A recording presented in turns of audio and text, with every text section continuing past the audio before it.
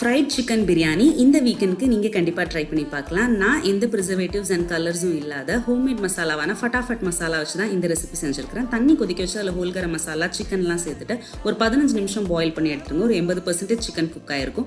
இப்போ இதில் லெமன், இஞ்சி பூண்டு பேஸ்ட், கார்ன்ஃப்ளவர் அண்ட் ஃபட்டாஃபட்டோட சிக்கன் 65 பவுடர் இதையும் சேர்த்துட்டு நல்லா மிக்ஸ் பண்ணிக்கோங்க. இதை வந்து ஒரு அரை மணி நேரமாச்சு நீங்கள் மேரினேட் பண்ணி வச்சுருங்க.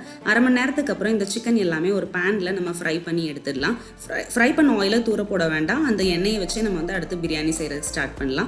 எண்ணெயோட ஹோல் கரம் மசாலா, வெங்காயம், புதினா, இஞ்சி பூண்டு paste and Kashmiri chilli powder சேர்த்து நல்லா சாட்டே பண்ணிட்டு சிக்கன் வேக வச்ச தண்ணியை அளந்து எடுத்துக்கோங்க.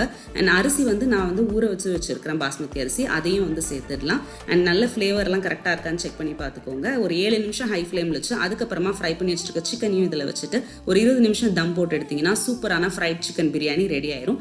இந்த வீக்கெண்டுக்கு கண்டிப்பாக நீங்கள் இந்த ரெசிபி ட்ரை பண்ணி பாருங்கள். தேங்க்யூ ஸோ மச் ஃபார் வாட்சிங்.